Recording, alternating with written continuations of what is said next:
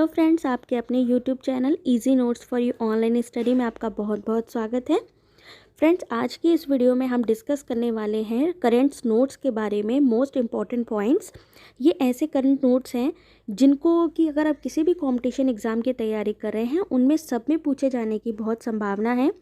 आप जैसे कि यूजीसी नेट की भी तैयारी कर रहे हैं, जैसे कि आप जानते हैं 24 सितंबर से एग्ज़ाम स्टार्ट हो चुका है, तो उसमें हमने ऑब्ज़र्व किया है करंट नोट से बहुत क्वेश्चन पूछे जा रहे हैं।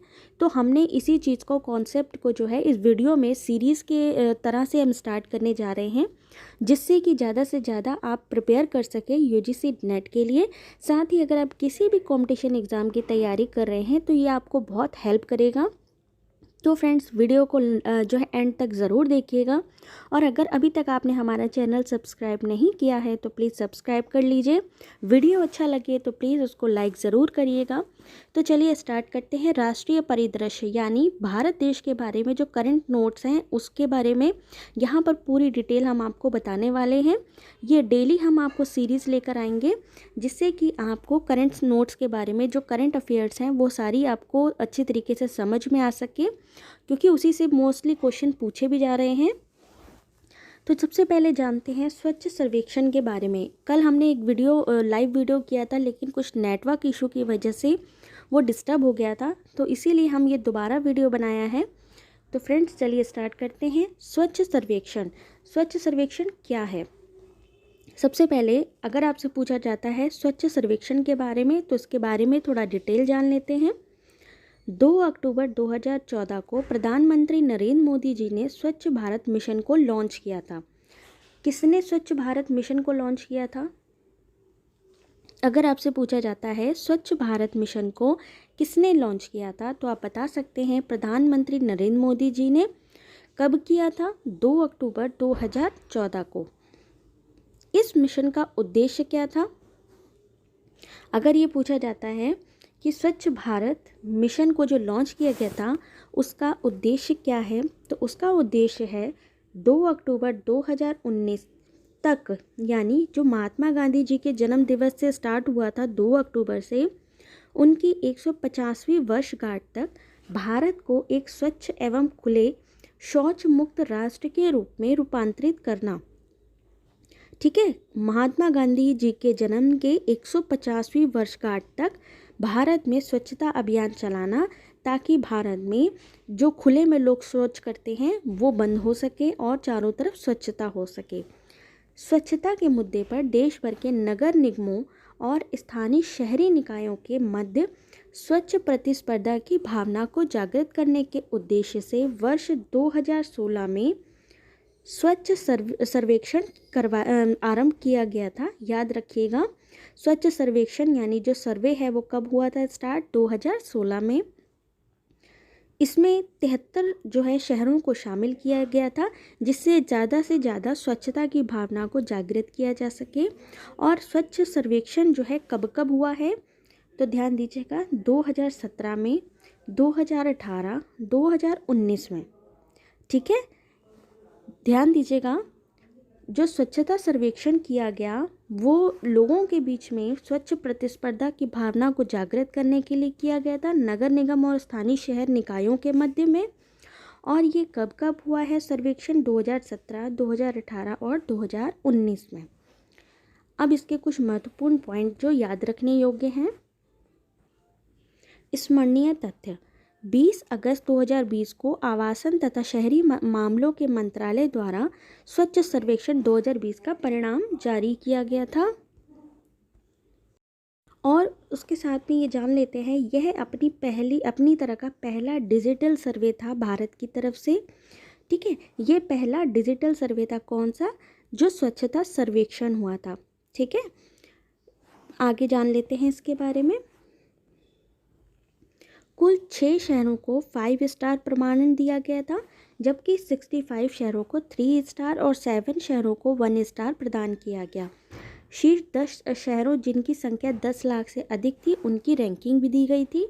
ये देखिए यहाँ पे, इसको आप बाद में पॉज करके देख सकते हैं ये कौन से हैं जो स्वच्छता सर्वेक्षण में 10 शहर जिनको रैंकिंग दी गई थी। आगे जानते हैं, क्योंकि ये क्वेश्चन बार बार पूछे जा रहे हैं। ठीक है, इस श्रेणी में सर्वेक्षण 2020 के तहत बिहार के पटना को अंतिम स्थान प्राप्त हुआ था।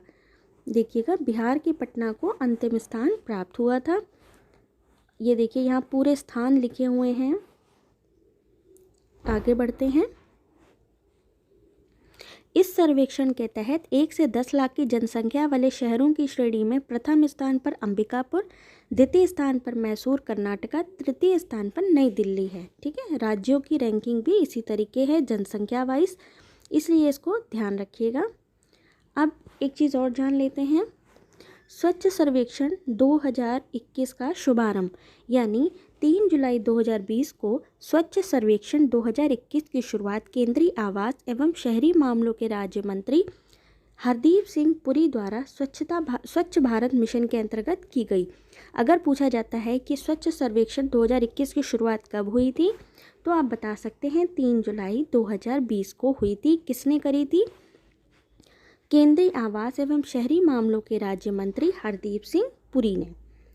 नेक्स्ट जान लेते हैं। स्वच्छ सर्वेक्षण 2021 आवास एवं शहरी मामलों के मंत्रालय द्वारा संचालित शहरी क्षेत्रों के वार्षिक स्वच्छता सर्वेक्षण की श्रृंखला का 6वां संस्करण है।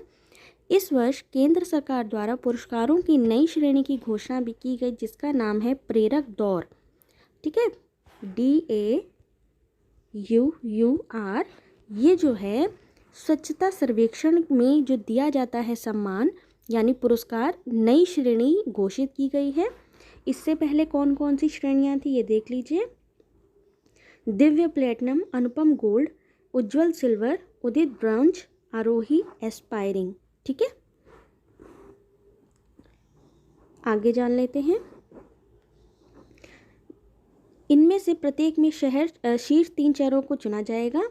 अब यहाँ कुछ संकेतक हैं, इनको जान लेते हैं। क्या क्या करना होगा उसमें? कचरे को गीला और सूखा खतरनाक श्रेणियों में विभाजित करना, गीले कचरे के खिलाफ प्रसंस्करण क्षमता, गीले और सूखे कचरे का प्रसंस्करण पुनर्चक्रण, निर्माण और विध्वंस अपशिष्ट प्रसंस्करण, लैंडफिल में जाने वाले कचरे का प्रतिशत और शहरों की स्वच्छता स्थिति। ये सब चीज़ें पूरी होने पर ही वो पुरस्कार दिया जाएगा।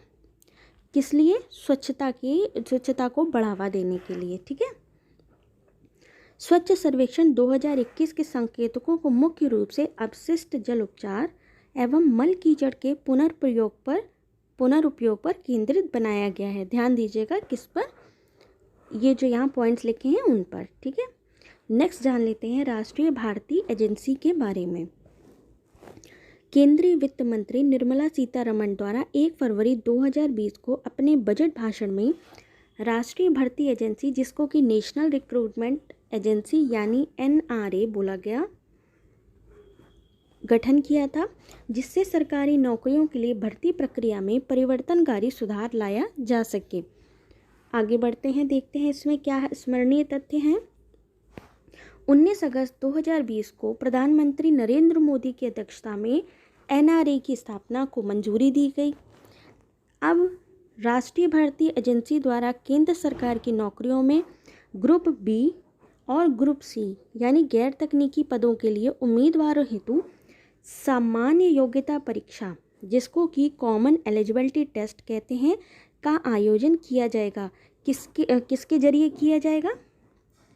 NRA यानी राष्ट्रीय भर्ती एजेंसी की तरफ से ये टेस्ट लिया जाएगा, इनकी तरफ से। ठीक है, इस सामान्य योग्यता परीक्षा का उद्देश्य सरकारी नौकरियों में चयन हेतु विभिन्न एजेंसियों द्वारा संचालित विविध परीक्षाओं को एकल यानी अब बार बार जो है, पहले क्या होता था, बैंक की अलग एग्ज़ाम होता था, SSC का अलग एग्ज़ाम होता था, IBPS का अलग होता था, RRB का अलग एग्ज़ाम होता था, तो अब वो नहीं होगा। जो भी कॉमन एलिजिबिलिटी टेस्ट के दायरे में आएगा वो कौन कौन सा होगा? रेल मंत्रालय, वित्त मंत्रालय, वित्तीय सेवा विभाग, SSC, RRB, IBPS, ये सब किस में शामिल हो जाएंगे? कॉमन एलिजिबिलिटी टेस्ट में। अगर आपसे पूछा जाता है तो आप ये बता सकते हैं। सामान्य योग्यता परीक्षा वर्ष में 2 बार आयोजित की जाएगी, 12 भारतीय भाषाओं में आयोजित की जाएगी, जिसको कि CET यानी सामान्य योग्यता परीक्षा कहा गया। 3 स्तरों पर आयोजित होगी। कौन से 3 स्तर हैं? स्नातक, उच्च माध्यमिक और मैट्रिक। इन 3 स्तरों पर आयोजित करेगी सामान्य योग्यता परीक्षा एनआरए की तरफ से।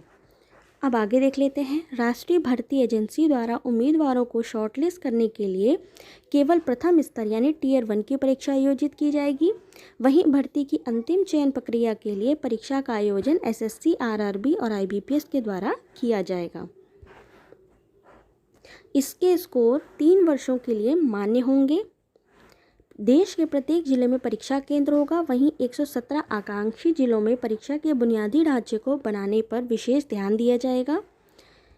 इतनी देखिए करोड़ रुपए की 1517 लगभग करोड़ रुपए की स्वीकृति प्रदान की गई है। राष्ट्रीय भर्ती एजेंसी सोसाइटी पंजीकरण अधिनियम के तहत एक पंजीकृत सोसाइटी होगी। ध्यान दीजिएगा, अगर ये पूछा जाता है कि राष्ट्रीय भर्ती एजेंसी जो कि एनआरए है किसके तहत एक पंजीकृत सोसाइटी होगी, तो वो होगा सोसाइटी पंजीकरण अधिनियम। भारत सरकार के सचिव स्तर का अधिकारी इसकी अध्यक्षता करेगा। तो अब फ्रेंड्स, अटल रैंकिंग के बारे में हम बात करेंगे नेक्स्ट वीडियो में। तब तक के लिए हमारा ये वीडियो आप चाहें तो रिपीट करके देख सकते हैं। वीडियो ज़्यादा लंबा ना बने इसलिए हमने इसको शॉर्ट में बनाया है। अब हम नेक्स्ट वीडियो में लेकर आएंगे अटल रैंकिंग के बारे में पूरी जानकारी, साथ ही साथ और भी मोस्ट इम्पॉर्टेंट जानकारियाँ डिटेल में हम आपको बताएंगे, एक्सप्लेन करेंगे। तो फ्रेंड्स, अगर आपको ये इन्फॉर्मेशन अच्छी लगी हो तो प्लीज़ हमारे वीडियो को लाइक और हमारे चैनल को अभी सब्सक्राइब कर लीजिएगा। Thanks for watching.